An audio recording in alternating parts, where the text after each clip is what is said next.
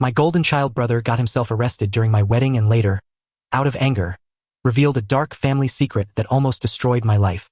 A few weeks before my wedding, my brother asked me if he could propose during the reception. When I said no, he got our parents to show up at my door to yell at me. My mother went insane when I kept saying no and threatened to destroy my fiancé's dress. I told her I would press charges if she did. She started crying and asked if I would really do that to her.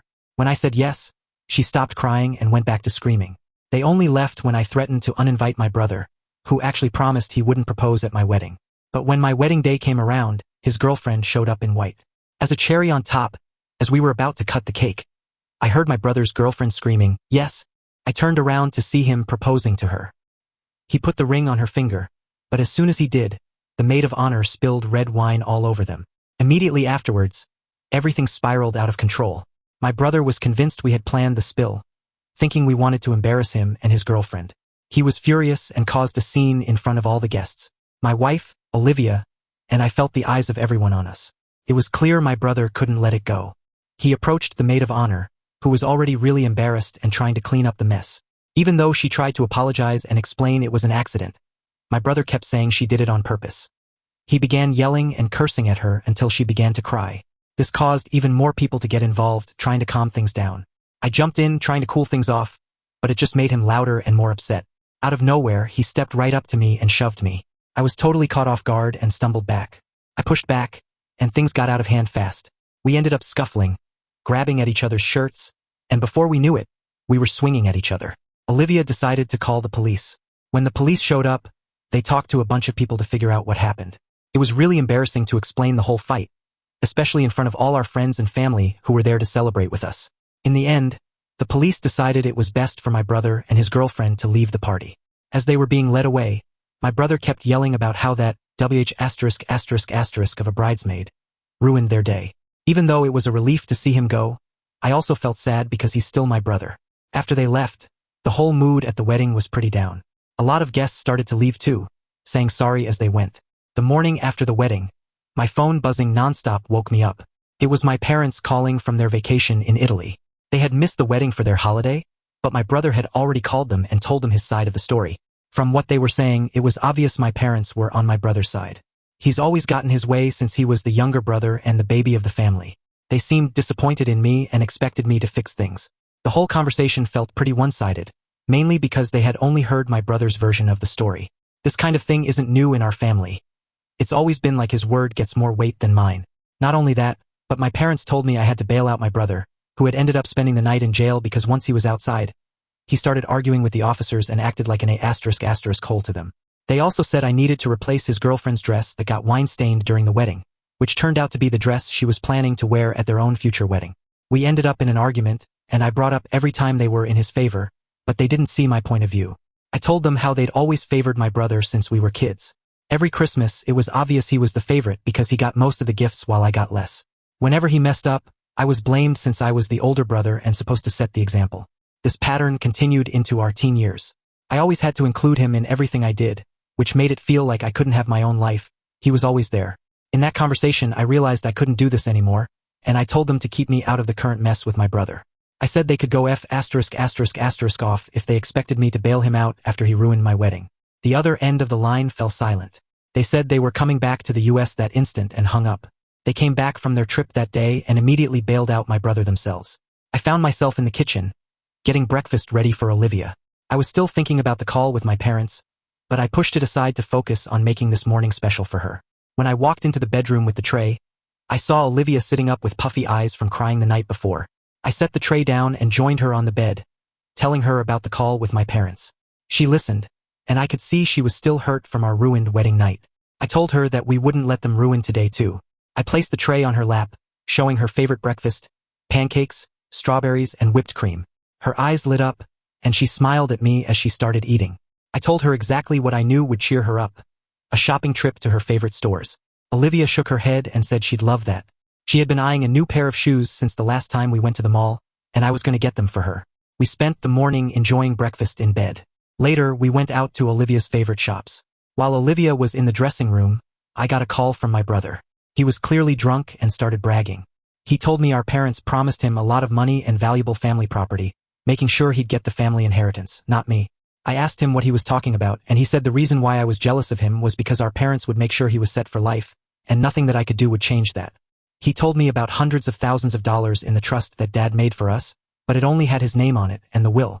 He said he saw Dad's will and that they wouldn't be leaving me a dime. The call ended suddenly, and just as I was about to call back, Olivia came out of the dressing room. She asked if the dress made her look fat. I looked at her and saw how beautiful she looked, the dress fitting her perfectly. I smiled at her and told her she looked stunning. I asked her if she wanted that one and if she was ready to go. I really wanted to go home at this point. She said we could get out of there, and we did. As we were driving home, Olivia seemed happier, and this made me content. When we pulled into the driveway, my heart sank. My brother, his fiancée, and our parents were all there. The tension was heavy as Olivia and I stepped out of the car. Immediately, they started demanding. My parents insisted again that we buy a new dress for my brother's fiancée and compensate her for the emotional damage from the wedding incident. I said, if anything, they need to pay us for emotional damage. Olivia explained to my parents that my brother's fiancée wore white at our wedding, and my brother made things worse by proposing to her. But they didn't seem to care. My brother's fiancée took this personally and began insulting Olivia. She called her a pass-around and said she was jealous because she looked better in her dress at her wedding. She then accused Olivia of getting someone to spill the wine on her because of her jealousy. Olivia admitted that she had orchestrated the wine spill. That admission was like pouring gasoline on a fire. My brother's fiancée screamed and lunged at her. The driveway turned chaotic as she tried to attack my wife. Instinctively, I stepped between them, pushing her back to protect Olivia. Things quickly turned into another fight, with my brother jumping in, swinging his fists. My dad threatened to call the police on us again, but that didn't stop us. Eventually, the police arrived and arrested me and my brother. They placed us both in the back of a cop car and took us to the police station. On the ride there, my brother laughed to himself. I asked him what was funny since we were going to jail. He asked if I wanted to know the real reason why Mom and Dad didn't like me. I didn't know what to say after that, so I remained silent. He went on to say I wasn't their real child. My father had an affair and I was the result. My real mom didn't want me, so my parents were stuck having to raise me. He called me a mistake and said that's why I would never get any inheritance. I said he was drunk and that he was just saying this. He asked me why I thought I had dark eyes when everyone in our family had blue or green eyes. I still didn't pay any attention to him. He said Grandma tried to convince Mom and Dad to put me in the system. She said someone would take me, but it was too late. I asked him how long he'd known, and he said he's always known. They told him at a very young age. I didn't know if this was just another one of his ploys to hurt me or if this was true. Whichever was the case, this news hit me hard. The cold treatment, the favoritism, the lack of inheritance, it all made sense now. They had never truly seen me as their own child. As soon as we arrived at the police station, Olivia was there. She bailed me out and signed some paperwork. My brother was still in his cell as I was leaving. He was screaming, telling Olivia to get him out of there. She said to ask that fiancé of his, and we left. The ride home was quiet, with only the car engine's hum filling the silence. Finally, I told Olivia what my brother had drunkenly confessed, that I was the result of an affair and raised by parents who never really considered me their own. I could see she was trying to process everything I had shared. I told her I was unsure about confronting my parents. How could I ask them, knowing they had kept such a deep secret? What would it change? These questions made me feel even more lost. Olivia reached over and held my hand. She told me she would support whatever choice I thought was right. As we pulled into our driveway, I felt a weight on my shoulders. But I knew whatever happened, I had Olivia standing with me. Knowing that, I felt more hopeful for our future. Update 1. Life has taken a brighter turn. One autumn morning, Olivia came to me with a glowing smile, holding up a positive pregnancy test. I hugged her and kissed her, overwhelmed with joy. I was so excited to be a father. As Olivia's pregnancy progressed, we decided to renew our vows and make new, happy wedding memories. We planned a simple, intimate ceremony with close friends. The day of our vow renewal was perfect. The sun shone brightly over the beautiful garden where we stood. Olivia, radiant with her baby bump, walked down the aisle in a flowing dress. Her beauty took my breath away. A few months after our vow renewal, I felt my world turn upside down again. My parents died unexpectedly in a car accident. Even though we had a strained relationship, I felt a deep sadness and a sense of obligation to attend their funeral.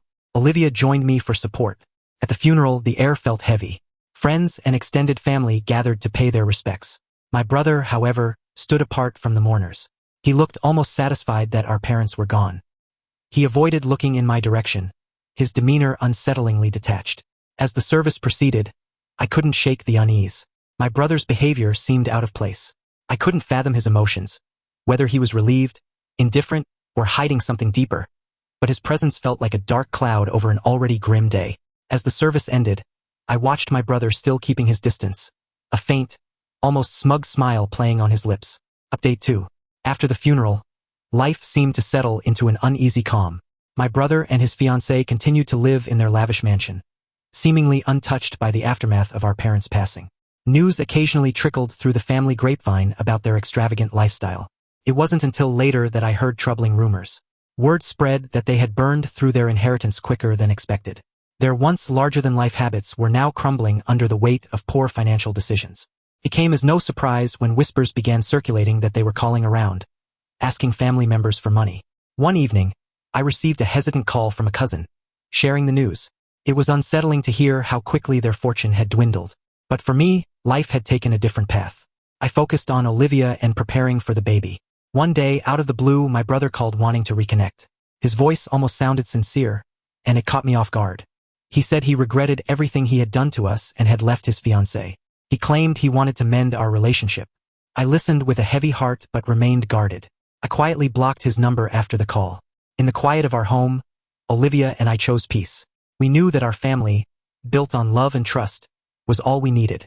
After blocking my brother's number, I felt a sense of finality. For years, I had carried the weight of my family's favoritism and the toxic dynamics they created.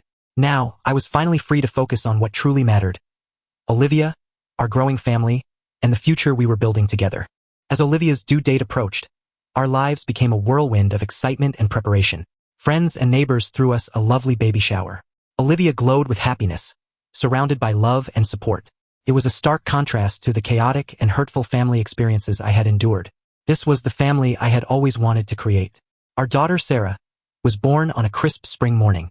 Holding her in my arms for the first time, I felt an overwhelming sense of purpose and joy.